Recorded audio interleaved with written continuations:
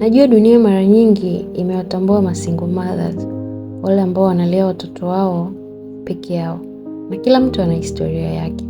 Lakini hebu leo tutazamie kundi lingine la wababa wanaolea watoto wao peke yao.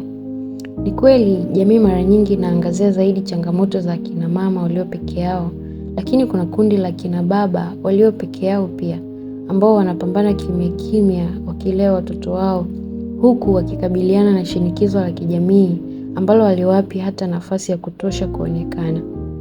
Tunazungumza sana kuhusu akina mama na ni haki yao kutambuliwa.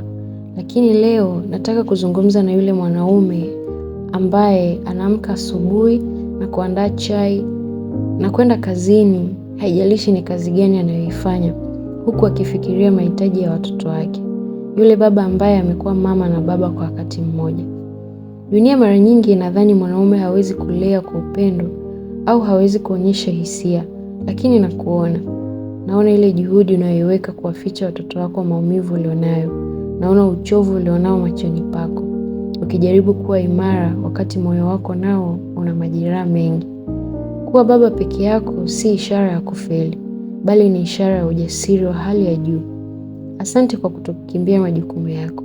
Asante kwa kuonyesha kuwa mwanaume anaweza kulea mtoto kwa mikono laini na moyo wenye upendo. Wewe ni shujaa, na watoto wako watakuja kukushukuru kwa kutokuwakatia tamaa.